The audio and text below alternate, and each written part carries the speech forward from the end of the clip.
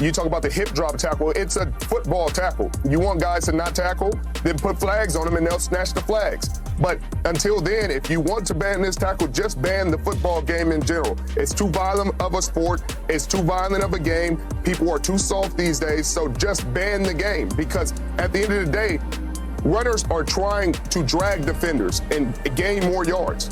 And what a defender is trying to do is bring him down. It's not an easy thing to do, and for guys that have never done it, to sit there and tell you how it should be regulated and how it should be officiated is insane. I want you to see me at full speed, Skip, and I want you to try to bring me down. And when I'm dragging you, I want you to not drop your weight down to bring me down. I want you to just let me drag you as far as I can, and then eventually I'll stop when I get to the end zone. If you don't want that to happen, then just get out of the way, get out of the game, because these people have not played the game, and that's clear when you hear them talk about it. This tackle should be banned. What part of it can be banned? A person having weight, you want them to not have gravity? You want them to not wrap people up around their hips? You're like, form them up. Well, you don't get to form everybody up when guys are running 4-3, some of the most dynamic athletes in the world. You're not always gonna get them square and get them where you want them. Sometimes you're gonna dive and have to try to wrap their hips up. And when you dive and try to wrap their hips up, you gotta try to bring them down. And the only way you can bring them down is to drop your weight and to stop. Now, I'm not going to go as far as Richard and say because you hadn't played tackle football, you don't know anything about it. I ain't going to do that, all right? But what I will say I'm not saying he doesn't know anything, but I'm saying if they're saying ban the tackle, that's because you don't have the experience of dealing with it. So you're saying you should be able to avoid doing this. It's not possible. It's impossible to do. I've said it on the air to you, Skip. I said off the air to you. You cannot. You can't. I understand the horse collar. Yes, you're yanking and you're pulling down. You're simply wrapping somebody down, and now you're pulling them to the ground.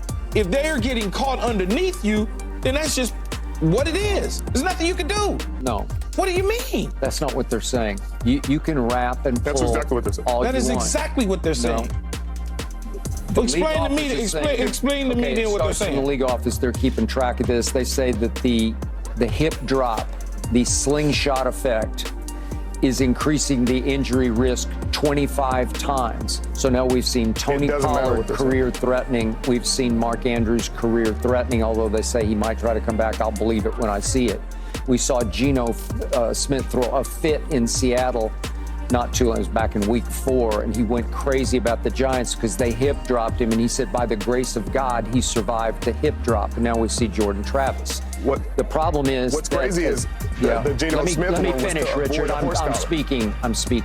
Thank you. I'll let you speak, but you're not speaking from experience. So stop raising your voice, Skip.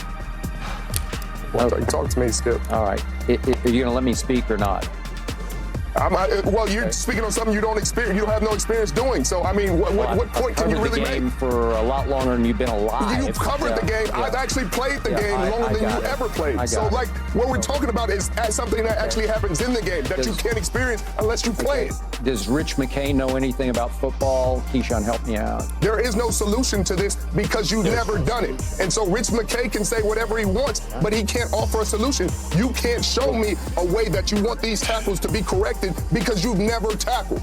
And so when you're talking to me, I want you to talk from a place I'm talking from a place of a guy who's tackled people, who's been in an open field with a runner who can go anywhere. There's a lot of open space. They're dynamic, 4-3, 4-4, sometimes 4-2. So there you have it.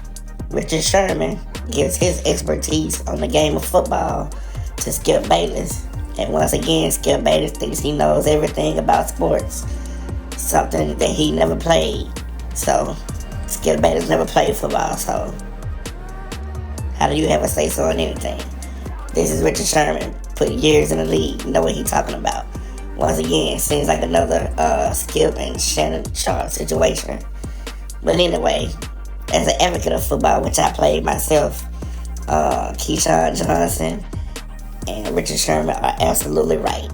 There is no way you can regulate tackles. You know what I'm saying? It's killed to be killed on the gridiron. Everybody knows that. But the sport ain't for you. Stop playing. So, anyway, like, share, subscribe, hit that bell notification for the next video. And the streets want to know. I'm out.